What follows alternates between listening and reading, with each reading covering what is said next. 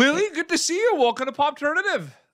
Thanks. Thanks for having me. Thanks for watching. Absolutely. No, it's interesting with this film Monolith. First kind of question just in general. Getting to work in genres of sci-fi, thriller, and horror movies, they've always been around, but there's like a big appetite for a lot of that content now. So what's that like working in those genres at a time where there really is like an interest in it?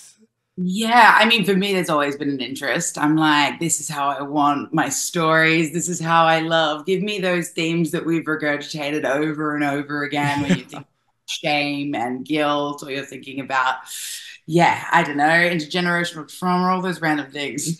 But just dish it up to me in like horror or sci-fi. I'm just like, I'm about it. But also to be on the other side and actually see how these films are made and how to create and generate suspense. It's like, it's such a fun collaboration because you feel like teenagers trying to spook one another or trying to pull off gags or trying to sort of like just get under people's skin. 100% to add to that too. There's like films like there's ensemble casts, right? And then there's this, right? I know, for me, I'm like, there's Evil Dead and then there's Monolith. I did the one after the other, I was like, I went from just overstimulated to being like, hello, hello. It's all storytelling at the end of the day, but does the mindset change a little bit with it being kind of like just you and, talking to people from a podcast? Like, I'm just curious about Yeah. that.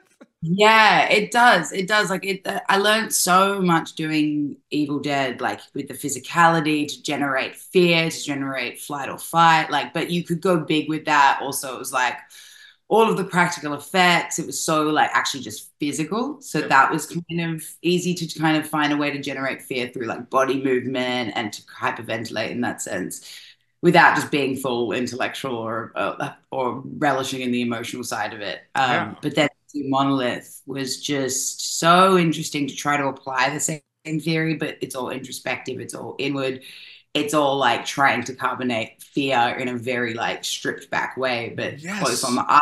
And you're like, how do I like literally carbonate that within the body and not lose sensitivity to my eyes, just listening all day for 12 hours a day and not. Man, that's so interesting that you bring that up because that was like my next question as well. Because obviously it's a sci-fi, science fiction, and everything, but it felt at times. Sometimes I don't know if it's just because I watch them all the time. Like it felt like a horror movie at times. Like I was like on the edge of my seat, like freaked out a little bit. Right? How did it read script wise? Like before filming it, like what did it read like?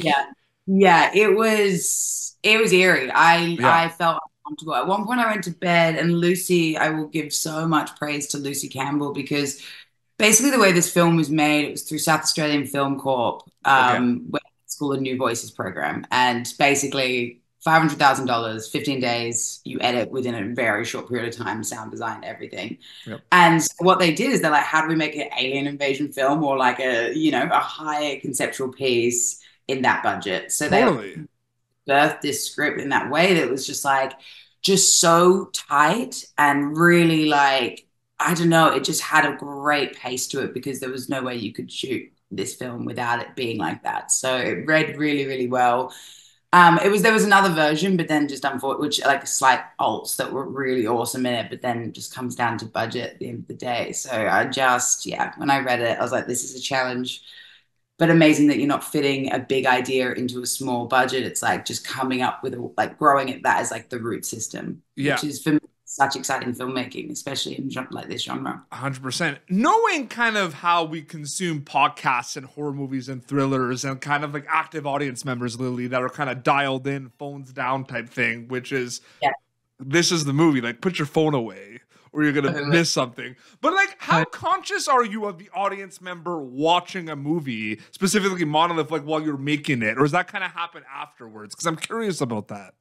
You mean because like especially with Monolith, like when you're alone, like so much, Yeah, or like for 100%. Or just kind of like, do you yeah, ever think about, oh, the audience is going to get freaked out? The audience is going to dial in and want to know about this podcast. Like, I'm just curious if you ever think about that. Maybe not because you're focusing on the yeah. craft and acting, but like, I'm sure there's Yeah. conversations. I mean, I do. You have moments where you come up for air and you're like, what the hell am I doing? What is this job?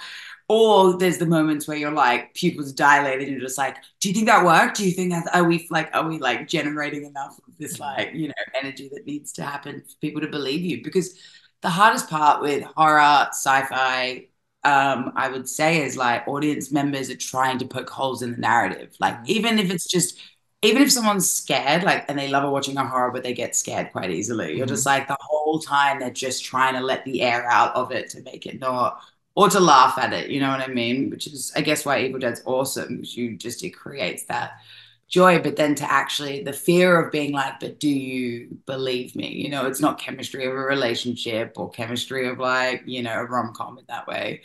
It's like, yeah, or a drama, period. It's sci-fi. It's like people are trying to poke holes. So it's terrifying for sure. But you're also like, if you're watching it and you love the genre, you're like, for me, I'm always appreciative of someone trying to just tell me a scary story. Like 100%.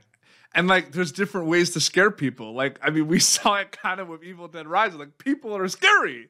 People are made to be a demon. You know what I mean? But like, okay, so it's interesting because there were announcements that, you know, there will be more Evil Dead coming and stuff. And I find it interesting because I feel like people just assume that because you were in an Evil Dead movie that you know everything, which is like not the case. You know what I mean? Exactly. It's pretty cool though to go into a franchise knowing that there's a possibility for more of them down the road, right? Is that kind of a cool thing for you as well? Like knowing that it's like I'm in something. Maybe it could be more. Maybe there's spin-offs. Do you ever think about that at all? For sure, for sure. And also just like, I just love the lack of rules that apply to the Evil Dead universe. So I'm like, it can go anyway. When you think of Army of Darkness, or you're just like, oh, what, like you're just like, this can go anyway. There's lots of chats happening, all exciting, which is really, really fun. But nothing. Yeah, I know. It's like, it's so funny because I'm sure like the whole cast, like, everyone was like, we got to get information, and it's just an announcement. And I'm on a creative level too. I'm on the creative side of things too. And like it was just an announcement. I agree. And I agree. But like that movie just had a lot of like, that was a very immersive film. I feel like horror movies are becoming more immersive, and I think it's a credit to like the cinematographers and how they're shot, because like, when I watched that movie, like I felt like I was like in the room with your characters. Like I really did. Yeah. And I'm wondering, what do you think about that? Films as well. Yeah. Like, what do you think of the immersive aspect? One location. You stay in that one place. It's very like close up. You're like sort of this far in front of yourself at all times. It's like, yeah, it was. I mean, I shot both films actually in chronological order. So we literally, once we started the job, the only way through is just through, which usually you start at the end, or you'll do like a little bit of a middle scene, and then you'll go back to the beginning again, just pending location.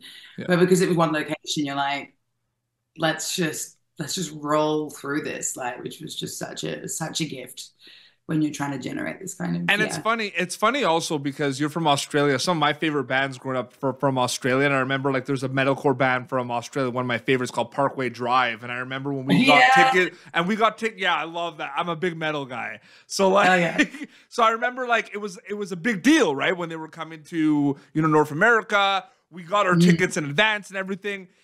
The announcement of them coming was an event.